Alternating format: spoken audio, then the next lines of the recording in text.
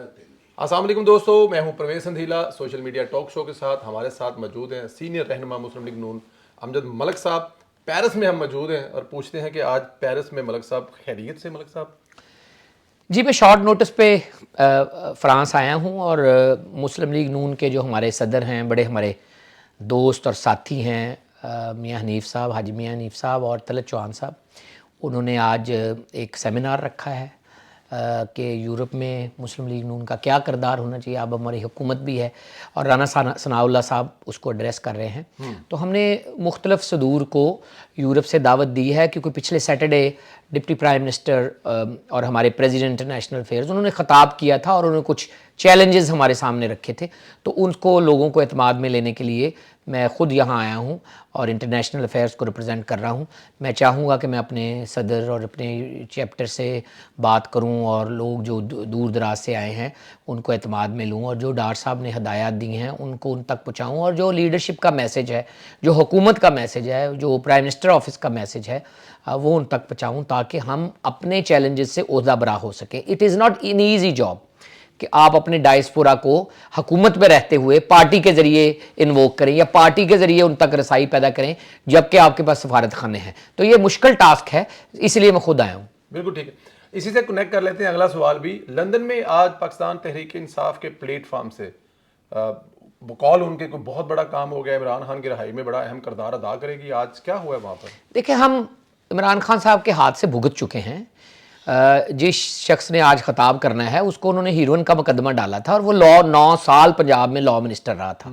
तो उनके हथकंडे हम जानते हैं। जो वो काम अपोजिशन में करते थे ना, उसी के एंटी अब वो बयानियां बना के तो बाहर वाले मुल्कों को पेश कर रहे हैं, मगरब में और डेनमार्क में और यूरोप में, कि GSP प्लस पाकिस्तान का रुके। पाकिस्तान को चोक करने के लिए बेसिकली ये वो बना रहे हैं। इमरान खान की रिहाई तो उनको अगर कोई मकसूद हो तो वो पाकिस्तान में जाके बात करें। यहाँ ये बिल्ड करना चाह रहे हैं कि खुदा न खास्ता हुकूमत पाकिस्तान ह्यूमन राइट की वायलेशन कर रही है, और उनको पता है कि इनकी सपोर्ट में या IMF प्रोग्राम में या GSP प्लस में ह्यूमन राइट्स की जो इशू होता है कि आप ह्यूमन राइट वायलेशन जो है वो कर्टेल करेंगे और अपोजिशन के साथ हाथ नरम रखेंगे, तो ये वो बनाने की कोशिश कर रहे हैं। लेकिन जो लोग कर रहे हैं, आपको पता ही है कि इनका वजीर था ओवरसीज़ का, तो वो 4 साल तो ओवरसीज़ में कभी आया ही नहीं।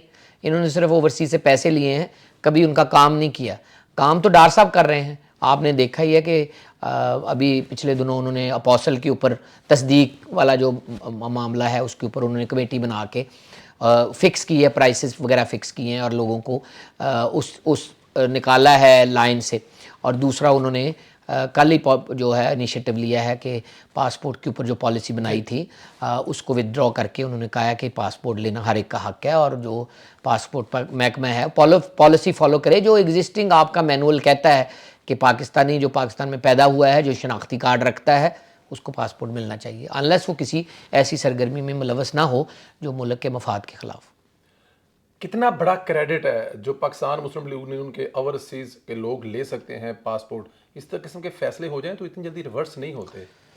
परवेज साहब, मेरे ख्याल में हुकूमत इत्तेहादी हुकूमत है और ओवरसीज़ बेचारे अनरिप्रेजेंटेड हैं, तो इसलिए हम खाना नंबर 2 में रहते हैं, हमेशा खाना नंबर 1 में नहीं आते। तो उम्मीद करनी चाहिए कि हमारे ऊपर भी तवज्जो जाएगी और इंशाल्लाह ताला जो चीज़ें आपने मंशूर में रखी हैं, आप लोगों से भी मुशावरत की गई थी। 16 नकाती मंशूर जो है मेरे ख्याल में अनप्रेसिडेंटेड गोल्डन वर्ड्स हैं।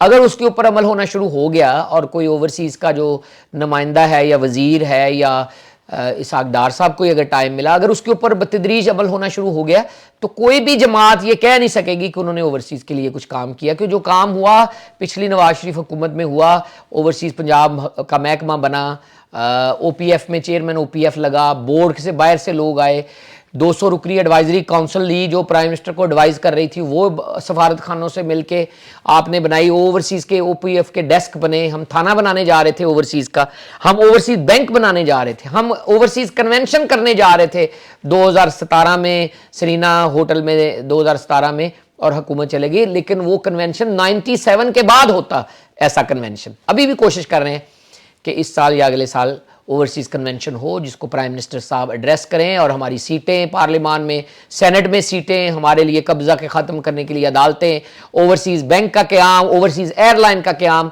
इस तरह की चीज़ें इनिशिएटिव। हम तो अभी तक फ़ोन के कंसेशन के लिए कोशिश कर रहे हैं, तो आपको समझना चाहिए कि मुश्किल काम है। ओवरसीज अनरिप्रेजेंटेड है, हमारी सीटें होंगी, हमारे लोग वहाँ मौजूद होंगे, तो ही हमारे लिए कोई आवाज़ उठाएगा। अभी तो हम उन लोगों से काम चला रहे हैं जो ओवरसीज से जाके नेशनल असम्बली या सेनेट में इलेक्शन लड़के हिस्सा बने हैं, लेकिन एज सच अदारा जाती ओवरसीज के नुमाइंदे नहीं हैं, लेकिन वो काम ओवरसीज के होने की वजह से देखते हैं। जैसे नासिर भट्ट साहब हैं, या जैसे अपने एहसान उल हक बाजवा साहब हैं, नूरुल हसन तनवीर साहब हैं, या कैप्टन खालिद शहीन भट्ट साहब, तो अभी तो उनसे काम चला रहे हैं।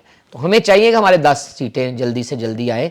जब ये आईनी तरमीम हो के लोग आ जाएंगे, देन आप उनको पकड़ा करेंगे कि आप ओवरसीज के नुमाइंदे हैं, आपने ओवरसीज के लिए क्या काम किया। बिल्कुल ठीक कह रहे हैं। मैं ज़रा इससे आगे चलता हूँ, मुझे ज़रा 2-4 सवाल ज़ाहिर है करंट सिचुएशन पे भी लेने हैं। ये ऑपरेशन अज़म जो इस्तेहकाम है कितना ज़रूरी है और इसकी पीटीआई मुखालफत क्यों कर रही है? ये जिन चीज़ों के खिलाफ हो रहा है वो तो बड़े मुल्क के हक में बेहतर है। फ़र्ज़ किया केपीके का हुकूमत जो इस वक्त सख्त परेशानी में दहशत गर्दी, अगर उसके खिलाफ हो रहा है तो इशू क्या है?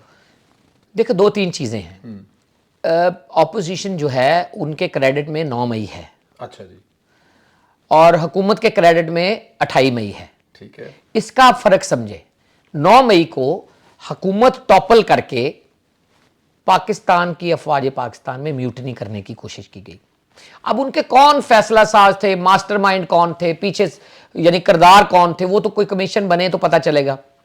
लेकिन एज सच मेरे ख्याल में डर यही है कि अगर उसके ऊपर जेन्युइनली को पहिया चला तो इनकी टॉप टीयर सेकंड टीयर उड़ जाएगी।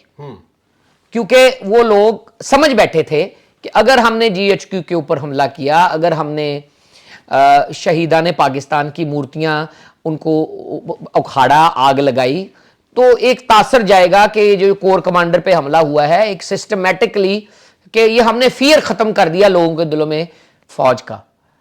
ये मेरे ख्याल में पाकिस्तान की जितनी डिस सर्विस उससे हुई है कि आपने म्यूटनी करवाने की कोशिश की, आपने अफवाज पाकिस्तान की तजलील की कोशिश की, आपने रियासत पाकिस्तान के को हाथ में लेने की कोशिश की, उसके मफादात को नुकसान पहुँचाने की। अब उनके पीछे होंगे मनसूबा साज होंगे, स्ट्रेटेजिस्ट होंगे, को मगरबी ममालिक होंगे, या वो लोग जो फ़ायदा लेना चाहते होंगे, या पाकिस्तान को वीकन करना चाहते होंगे। फैसला आपने ये करना है कि ये क्या 9 मई वाले लोग आपको कबूल हैं या आपने उनकी ततहीर करनी है। इनको प्रॉब्लम यह है कि अगर ततहीर होती है तो उनकी सेकंड ईयर लीडरशिप उड़ जाएगी। पाकिस्तान के लोगों को प्रॉब्लम यह है, अदारों को या एस्टेब्लिशमेंट को, कि वाकई ततहीर करनी है या इनको सीधा करना है। मेरे ख्याल में ततहीर होनी चाहिए, और ऑपोजिशन जो जमहूरियत में दिलचस्पी रखती है वही बचनी चाहिए। जो शरपसंदी अलहदगी में दिलचस्पी रखती है कि पाकिस्तान के टुकड़े टुकड़े किए जाए, उनकी ततहीर होनी चाहिए, उनको घर भेजना चाहिए। उनकी पाकिस्तानी सियासत में कोई जगह नहीं है। यही काम अमेरिका करता है। अगर आप ट्रंप के साथ मिलके यलगार करते हैं अपने मुल्क के खिलाफ, तो वो पकड़ पकड़ के सजाएं देते हैं। यही काम बरतानिया करता है। जब आप स्टोर वगैरह लूटते हैं या आग लगाते हैं या मुल्क को नुकसान पहुंचाते हैं, वो आपको घर से उठा के सजा देते हैं। और यही काम ये मुल्क करता है जहां हम बैठे हैं, कि वो जब आप शरपसंदी करते हैं और इस तरह की वायलेंस करते हैं, तो वो घर से उठा के ले जाके बोतल चोरी करने के ऊपर भी साथ साथ वहां सजा देते हैं। तो आप जहां बैठ के पाकिस्तान का मुकदमा लड़ रहे हैं, वहां का भी निज़ाम हुकूमत देखें कि वो 6-6 महीने में केस फारग कर देते हैं। पाकिस्तानी हुकूमत को, पाकिस्तान की अदलिया को, पाकिस्तान की रियासत को ये फैसला करना है कि हमने जिन लोगों ने कानून हाथ में लिया है उनको छूट देनी है, या उनको मुल्ज़म से मुजरम बनाने की कार्रवाई शफाफ तरीके से कंप्लीट करनी है। जो अदालती पहिए से बच जाए उसको घर जाने दे, जिसको सजा हो उसको सजा भुगतनी चाहिए। यह नहीं हो सकता कि आप जीएचक्यू का गेट तोड़ें और आप एमएनए बन के या वजीर आला बन के दंदनाते फिरें और कहें मुझे हाथ लगा के दिखाएं। ये दो डायकॉटमी चलेगी नहीं। ये आपको इन दी एंड इसका बहुत ज्यादा खमियाजा भुगतना पड़ेगा। ऐसे लोग जब जहद पाते हैं तो वो कहते हैं कि मुझे कभी भी सजा नहीं मिलेगी, वो इससे बड़ा कारनामा करेंगे जिसका मुल्क को नुकसान होगा। अच्छा, इसी को मैं अगर कनेक्ट कर लूं, सीनियर कानूनदान होने के नाते आपसे ये सवाल करूं कि इमरान खान साहब ने कल इतराफ़ जुर्म कहा जा रहा है किया है कि मैंने ही अपने लोगों को कहा था कि प्रोटेस्ट ज़रूर करना अदारों के सामने जाकर, लेकिन पुरअमन करना, वो खुद उन्होंने वायरस। तो ये क्या इतराफ़ जुर्म है? देखिए, जिन लोगों ने हमला किया है वो अपने डिफेंस में कह सकते हैं कि जो मुझे ऑर्डर ऊपर से आया था, ठीक है, लेकिन जिसने हमला किया उसको तो सजा दें। उसका मास्टरमाइंड, उसका फाइनेंसर, उसका मंसूबा साज, उसका स्ट्रेटजिस्ट, वो तो बात की बात है यार। उनके पास 3 पुराने DGISI हैं। आप इसको अंडर एस्टिमेट ना करें। एक वो सिस्टमैटिक प्लान के साथ उन्होंने किया है। आप जिन लोगों ने हमला करके गेट तोड़ा है उनको तो सजा दें। आपके पास जियो फेंसिंग है, आपके पास वीडियो है, आपके पास सारा कुछ है। आप एक अलामत तो बनाएं कि ये लोग नाकाबिले कबूल हैं, फिर आगे चलें। और मेरे ख्याल में वो एहतजाज करना कोई भी कभी भी बुरी बात नहीं है। ये कोई GHQ की बाहर पहली दफ़ा एहतजाज थोड़ी हो रहा है। ये PMT भी करती है, मेरा ख्याल खैबर पख्तूनख्वा की या बलूचिस्तान की बड़ी जमातें सोचती हैं, ये करती हैं। एहतजाज करना कोई बुरी बात नहीं है। एहतजाज की आड़ में दरअंदाजी करना, दहशतगर्दी करना, अपने शहीदों की मूर्तियों को मस्मार करना, अपने जहाज़ों को नुकसान पहुंचाना, पाकिस्तान की रियासती अलामतों को नुकसान पहुंचाना। आप देख रहे हैं ना जी, आप देख रहे हैं ना जर्मनी में उन्होंने झंडा उतार के जो किया है। अब यही कसर रह गई थी कि अब आप ये चाहते हैं कि लोग हमारे झंडे को इस तरह रूंधे। आप इन लोगों को इजाजत देंगे तो अगला स्टेप यही है। आज कोई और कर रहा है, कल को ये करेंगे, क्योंकि इनको खुली छुट्टी मिल जाएगी कि आप अगर इस तरह का कोई काम करेंगे तो आपको बिगर ओहदा मिलता है। ये बिगर ओहदे वाला जो चीज है, इसको डिटेरेंट के जरिए आपको डील करना है। मैं ये नहीं कहता कि ऑपोजिशन अपना किरदार ना अदा करे। इमरान खान 21-22 साल पहले कहते थे मैं शेडो कैबिनेट बनाऊंगा, मैं जो भी हुकूमत होगी उसको अकाउंटेबल ठहराऊंगा, मैं पार्लियामान के जरिए उनको जवाबदेही के ऊपर मजबूर करूंगा, मेरे शेडो वजीर जो हैं वो वजीर आजम को जवाबदेही के ऊपर मजबूर करेंगे। लेकिन जब वो मौका मिलता है, वो PDM की हुकूमत बनने में भी उनका हाथ है, क्योंकि वो पार्लियामान ही खाली करके चले गए। वो शेडो कैबिनेट बनाते, शहबाज शरीफ की हुकूमत को मरूद इल्जाम ठहराते, उसको अकाउंटेबल करते, पार्लियामान फंक्शन करती, पता लगता है कि इमरान खान के पास ये मनसूबा है। अब भी वो इस्तीफे देने के ऊपर तुले हुए हैं। जो आदमी पाकिस्तान की तरक्की चाहता ही नहीं है, उसका ऑपोजिशन या किसी और जगह कोई रोल नहीं है। बादशाह सलामत को सिर्फ अपनी सीट से सरोकार है। ये रुझान खतरनाक है। आप ऑपोजिशन में भी उतने ही इफेक्टिव होते हैं जितने आप गवर्नमेंट में होते हैं, क्योंकि अगर आप जमहूरी सोच रखते हैं तो ऑपोजिशन हमेशा गवर्नमेंट इन वेटिंग होती है। हमने 5 साल भुगते नहीं है, देखा नहीं है, इनके केसेस भी भुगते हैं, इनकी जवाबदेही भी की है। यही चीजें हम देख के हम अपनी जो हमारे साथ जुल्मो सितम हो रहा था, हम इन अदारों के पास जा रहे थे, पर कभी भी अफवाज पाकिस्तान के खिलाफ या रियासती अदारों के खिलाफ या कभी भी जो जब इनकी IMF की कोई प्रोग्राम होता था, हमने कभी जाके ये नहीं कहा कि इनकी हुकूमत को पैसे ना दिए जाए, क्योंकि हम इनकी हुकूमत की बजाय पाकिस्तान की तरफ देखते थे। ये पाकिस्तान की तरफ नहीं देखते, ये सिर्फ देखते हैं कि इमरान खान की हुकूमत है या नहीं है। इमरान खान की हुकूमत है तो रोशन डिजिटल पाकिस्तान के जरिए पैसे भेजे। इमरान खान की हुकूमत नहीं है तो ये कहते हैं कि पैसे भेजना बंद कर दे। ये फलसफा चलेगा नहीं ज्यादा देर तक। और ये जो प्रोपेगेंडा है ये सारा पेड है। ओवरसीज पाकिस्तानी जो बादियल नजर में जो तो वर्गलाए हुए हैं, रेडिकलाइज्ड हैं, वो तो उनको अब चेंज नहीं किया जा सकता। लेकिन जो मासूम वर्किंग क्लास जो लोग हैं, जो ज्यादातर गल्फ में हैं, वो पाकिस्तान से मोहब्बत करते हैं। वो जो भी उनके लिए अच्छा करता है उनके लिए दवाएं देते हैं। और उनकी ज्यादातर लोग वो हैं जो अपनी फैमिलीज पीछे रखते हैं, मजदूरी करते हैं, अपना पेट पालते हैं। मेरे ख्याल में उनको उनके नाम पे प्रॉक्सी लड़ी जाती है, बाहर के मुल्कों में बैठ के फैक्ट्रियां बना के डिजिटल जो है वो डिजिटल रेडिकलाइजेशन मैं कहूँगा, जो उसके जरिए लोगों को वर्गलाया जाता है, मुनहरफ किया जाता है। आहिस्ता आहिस्ता आप हुकूमत से मुनहरफ करते हैं, अगले स्टेप पे आप रियासत से मुनहरफ कर देते हैं। ऐसे ही है। ये जो एक अब जाहिर है, ये इतनी जो वजूहात बना रहे हैं इमरान खान और उसकी पार्टी इसकी जिम्मेदार है, तो क्या ये जो अभी एक हम सुनने में आ रहा है कि हुकूमत PTI पर पाबंदी लगाने जा रही है और आर्टिकल 6 सोचा जा रहा है, हल है ये? दो चीजें हैं, दो अलग-अलग चीजें हैं।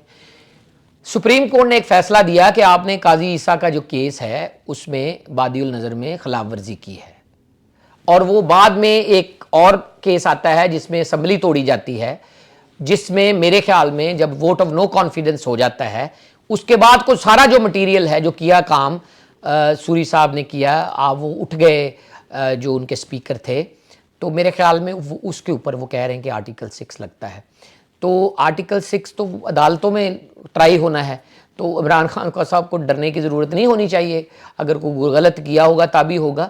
बैन के ऊपर मैं समझता हूं कि तत्हीर होनी चाहिए।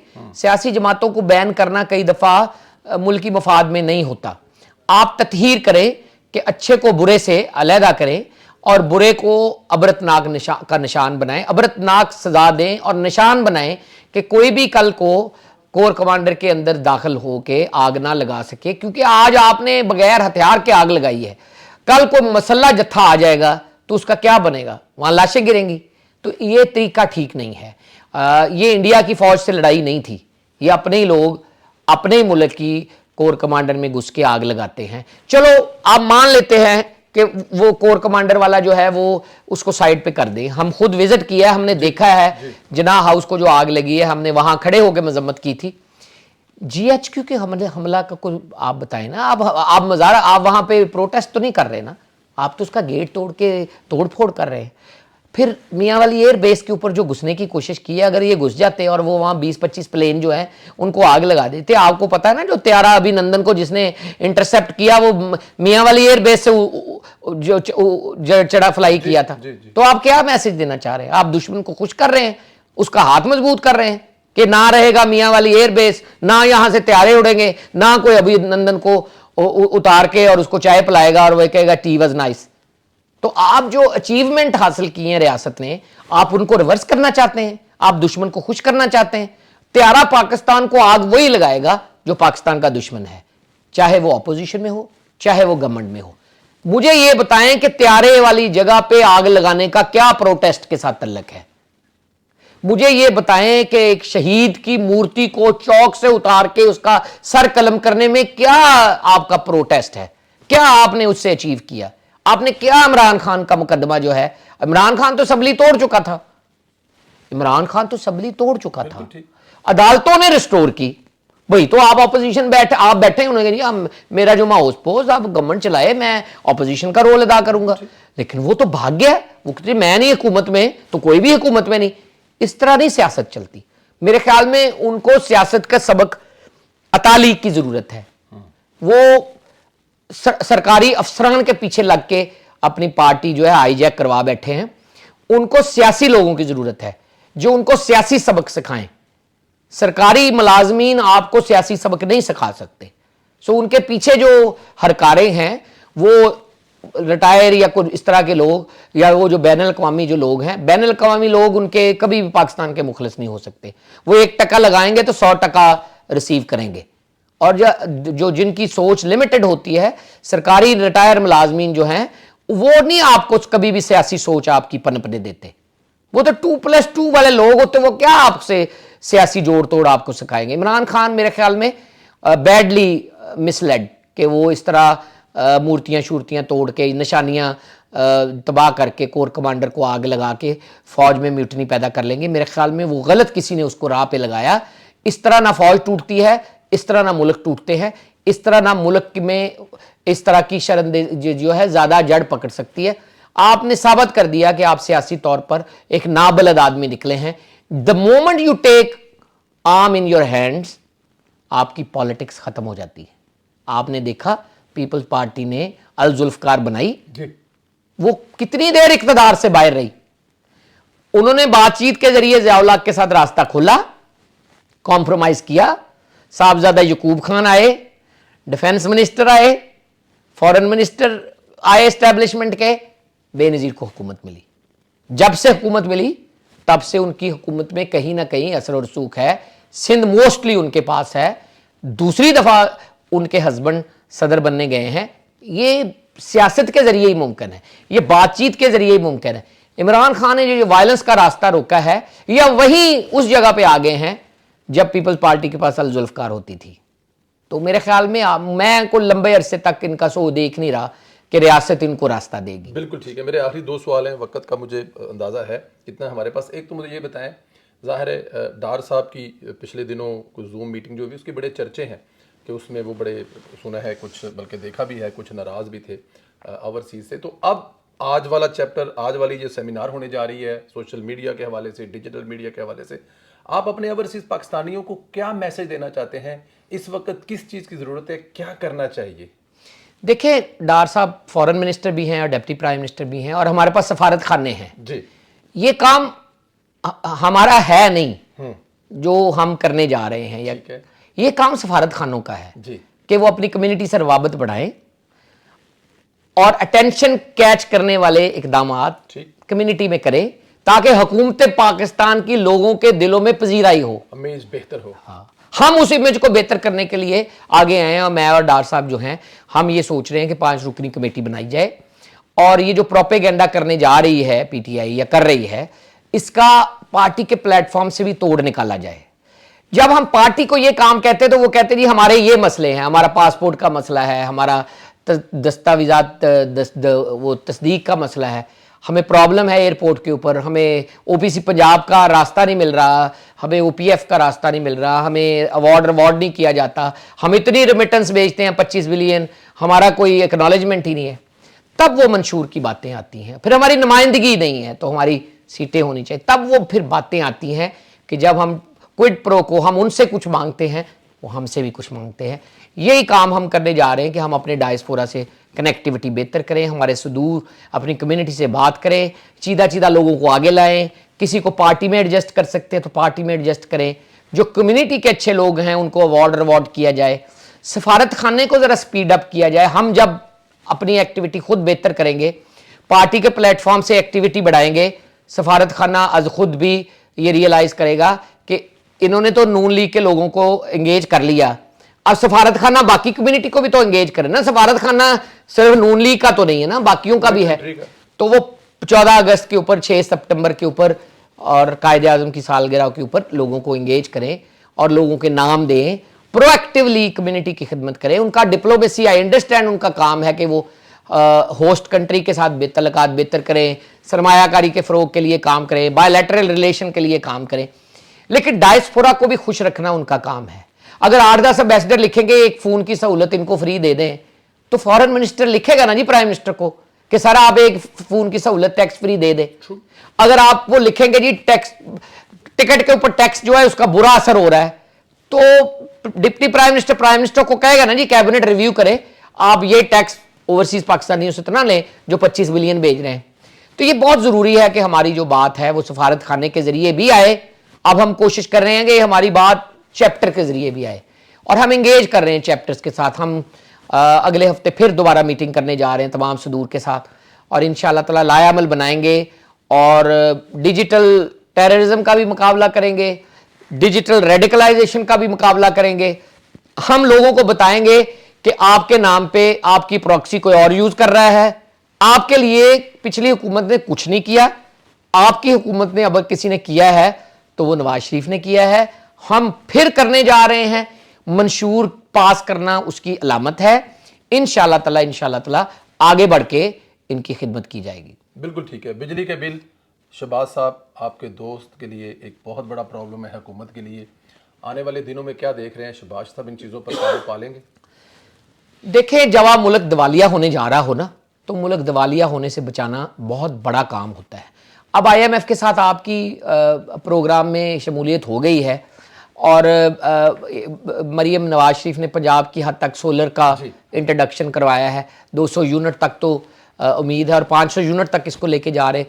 तो मेरे ख्याल में रियलाइजेशन है, ट्यूबवेल के ऊपर सोलर लग जाएगा, बरानी लोगों को मदद मिलेगी, छोटे छोटे कर्जाजात मिलने शुरू हो जाएंगे किसानों को, ये सब्सिडीज मिलनी शुरू हो जाएंगे। ये जो इंपोर्ट करके एक्सपोर्ट करके ये जो बाहर फेर लेके आना, इसको रोकेंगे, डॉलर को रोकेंगे। ये अफगानिस्तान के ट्रेड के जो रास्ते थे उनके जरिए आईपीएस का एक बड़ा, उनके साथ कुछ मसाइल हो सकते हैं, उनको हाथ जोड़े सकते हैं 2-4 साल। एक्चुअली हमने बहुत लंबी तादाद में इनको रकमें दी हुई हैं, कॉन्ट्रैक्ट किए हुए हैं लंबी मुद्दत के लिए। वो बिजली पैदा कर नहीं रहे, वो हमसे पैसे ले रहे हैं क्योंकि इनके पास पीछे बिजली ही नहीं है ग्रिड में पैसे देने के लिए, आगे से पैसा आता नहीं है। जितनी बिजली चोरी होती है अगर आप पढ़ लें तो मेरे ख्याल में आप कहें कि भाईजान आप बिजली इनको दे क्यों रहे हैं अगर ये पैसे नहीं देते। तो मेरे ख्याल में ये जो सारे इलेक्ट्रिक्स हैं इनको कार्ड मीटर पे लाना होगा आपको, कि जिस तरह बरतानिया में होता है, कार्ड डालें, पैसे लाएं, अपनी किराने की दुकान से कार्ड डलवाएं। जिस तरह फोन इस्तेमाल करते उस तरह बिजली का मीटर, जहां पैसे नहीं मिलते वहां आप कार्ड मीटर इंट्रोड्यूस करवाएं ताकि बिजली की मद में पैसे आने शुरू हों। और IPPs वाला बहुत तकलीफ दे बात है कि ये जो सियासी हुकूमतें आती हैं कई दफ़ा अपने लोगों को नवाजने के लिए इतने इतने बड़े मंसूबे कर लेती हैं, बाद में ही जिस तरह कर्जे माफ़ होते हैं इस तरह IPPs के जो है पैसे दिए हुए कभी ना बिजली आई ना पैसे आए, तो इस तरह का हाल होता है। बस दुआ करें हम अदालती वो क्या कहते हैं अज खुद वो जो कार्रवाइयाँ हैं उनसे ज़रा हमें को सुकून मिले, तो हम ये कारोबार मुमलकत है उसको सुकून से चलाएं और पार्लियामान जो अपना रोल प्ले करे। और पार्लियामान के रोल में डोंट टेक मी रॉन्ग, उसमें ऑपोजिशन का भी किरदार है। ये इस गाड़ी के दो पहिए हैं, चार पहियों में दो गवर्नमेंट के हैं, दो ऑपोजिशन के हैं। ऑपोजिशन अपने इस किरदार को समझे, जो वो किरदार अदा कर रही है वो मुल्क तोड़ने का किरदार है, ये ठीक नहीं है। कोई कामयाब नहीं होता, कामयाब हो भी जाएं तो लोग उसको तारीख में अच्छे लफ्ज़ों से याद नहीं करते। आप अपना मुल्क बचाएं, आप अपने मुल्क के लिए तजावीज़ दें, आप पार्लियामान के फोरम के ऊपर बैठ के अपनी तजावीज़ को मनवाएं और गवर्नमेंट की अकाउंटेबिलिटी करें। ऑपोजिशन का ये किरदार है। ऑपोजिशन अगर GHQ पे हमले और कोर कमांडर को ऑफिस को जलाने और जना हाउस को जलाने की तरफ जाएगी तो मेरा नहीं ख्याल कोई उनको ऑपोजिशन का किरदार अदा करने देगा, या उनको ऑपोजिशन का जो रोल मुतय्यन है उसकी तरफ रागब करेगा या उसकी तरफ जाने भी देगा। वो कहेंगे ये असल ऑपोजिशन है ही नहीं। तो मेरे ख्याल में दोनों पार्टियों को समझना पड़ेगा और मुल्क का बेहतरा सोचना होगा। मुल्क की बेहतरी, मुल्क का मफाद, मुल्क के अवाम का मफाद, आप जितनी ज़्यादा लोगों को रिलीफ दे सकेंगे वही अच्छी चीज़ है। Last question 100% sir, last question I can feel, Maryam Nawaz आपकी नज़र में अब तक? मैं समझता हूँ मरियम नवाज ने सब नाकदों को हैरान परेशान किया है। सोचा जा रहा था कि शहबाज शरीफ के बाद खादमे आला को बन नहीं सकेगा जी, उसने साबित किया है कि मेरे घर में दो वजीर आजम हैं, एक नहीं। उसने साबित किया है कि मैंने इनसे सीखा है और उसने अपने चचा को बताया है कि आपके काम को मैंने बड़ी गौर मुतालिया किया है। वो तैयारी करके आई हैं, उनके साथ संजीदा और मंजे हुए लोग हैं जो फोटो के ऊपर बिलीव नहीं रखते कि हर वक्त फ़ोटो ही खिंचाए जाए। वो पीछे रह के उनकी मावनत कर रहे हैं, उनके सियासी अतालीक उनको मशवरे दे रहे हैं, वो प्लान के साथ आई हैं, उनके पास एक रिटन मसवदा है जिसके ऊपर वो टिक बॉक्स कर रही हैं। उन्होंने कहा एयर एम्बुलेंस होगी, एयर एम्बुलेंस हो गई। उन्होंने जो जो काम टिक बॉक्स किए हैं वो हो रहे हैं। Maryam Nawaz Sharif full of energy, full of life, 100 marks to her कि उसने अपने नाकदीन को सरप्राइज कर दिया है। She has a long way to go. उनको मैं बड़ी देर से कह रहा था कि मरियम नवाज शरीफ साहबा को एक मौका पब्लिक ऑफिस पे मिलना चाहिए ताकि आप इसको टेस्ट रन कर सकें, देख सकें कि ये कैसा परफॉर्म करेंगी। ये सेक्रेटरियों से डील कर लेंगी, समरियां बना लेंगी, ये हायर एंड फायर कर लेंगी, तजर्बे के साथ, ये बुर्दबारी के साथ, इंतकाम लिए बगैर अवाम को साथ चला लेंगी, ब्यूरोक्रेसी को साथ चला लेंगी। अफसरशाही आपको डबो देती है, अफसरशाही आपको तार देती है। शहबाज शरीफ साहब का अक्स उनमें नजर आ रहा है। ये खुशाइन बात है, ये पंजाब के लिए बहुत ही खुशगवार हैरत है और इंशाअल्लाह ताला she got a long way to go और उनके लिए बहुत सारी नेक तमन्नाएं हैं और इंशाअल्लाह ताला हम उनको जल्द जो है बड़ा किरदार अदा करते देखेंगे इन फ्यूचर इंशाअल्लाह ताला। Malik Sahab, best of luck. Thank you Parvez, thank you. हमारी दुआएं आपके साथ। Lovely to see you in Paris. Thank you sir, thank you, अल्लाह हाफिज़ सर, अल्लाह हाफिज़, थैंक यू सर।